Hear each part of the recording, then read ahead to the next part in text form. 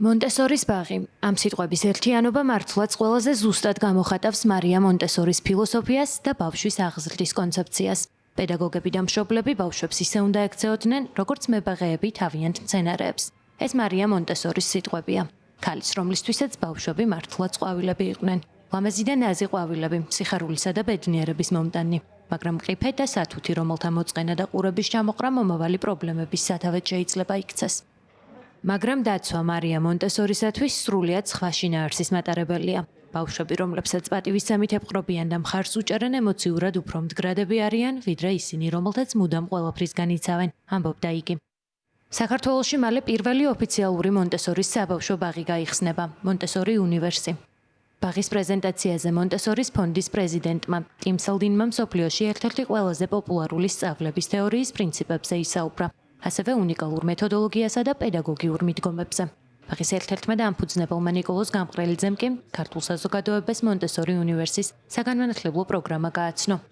მონტესორი ბავშვებს ასწავლის, როგორ იფიქრონ სიღრმისეულად, როგორ ისწავლონ საფუძვლიანად და თან სიხარულით. ისინი სწავლობენ არა მასწავლებლის მიერ შერჩეული ტემპით, არამედ მათ ირგვლივ მყოფი სხვა ბავშვებისგან ან უფროსებისგან მიღებული სტიმულით. სწავლობენ, როგორ იყვნენ დამოუკიდებლები, მოტივირებულები და პასუხისმგებლიანები. მთელ მსოფლიოში იშვიათად იპოვით მშობელს, რომელმაც მარია მონტესორის სახელი არ იცის. დოქტორი მარია მონტესორი, აღმზრდელი და მკვლევარი. ქალი, რომელმაც ბავშვის სილაღისა და თავდაჯერებულობის გასაღებს მიაგნო და იგი უამრავ მშობელსა და აღმზრდელს გაუზიარა. ისეთ ცნობილ ადამიანებს აქვთ მონტესორის ბაღი დამთავრებული, როგორც არის გაბრიელ გარსია მარკესი, პრინსი ვილიამი და ჰარი, ჯეფ ბეზოსი, მარკ ცუკერბერგი. შესაბამისად, ფუძე ამ მეთოდოლოგიის არის ის, რომ აღზარდოს ცნობის მოყვარე, პასუხისმგებლობით ახსავსე და თავისუფალი ბავშვი.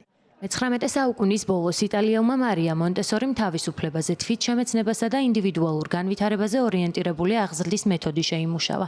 შექმნა თეორია, რომლის საფუძველიც არის რწმენა, რომ ბავშვები ბუნებრივად მკვლევრები არიან და რომ მათ თავის გამოვლენასა და სწავლაში მეტი თავისუფლება უნდა ჰქონდეთ. 1988 წელს იუნესკომ მონტესორი იმ 4 პედაგოგს შორის ერთადერთ ქალად დაასახელა, ვინც ყველაზე დიდი გავლენა იქონია მე-20 საუკუნის პედაგოგიკაზე. ეს მიდგომა ძირითადად ითვალისწინებს ბავშვის ინდივიდუალურ უნარჩვევებზე ორიენტირებულ აღზრდის მეთოდებს. ანუ ეს არ არის ზოგადი კანონები, რომლისთვისაც ყველა ბავშვი ერთნაირად უნდა იქნეს აღზრდილი, არამედ ყველა ბავშვის ინდივიდუალურ თავისებურებაზე დაყრდნობით ამ ბავშვის საუკეთესო უნარების გაძლიერება. მონტესორის ბაღი სექტემბერში გაიხსნება. როგორც დამფუძნებლები ამბობენ, ბაღი 180 ბავშვზე იქნება გათვლილი.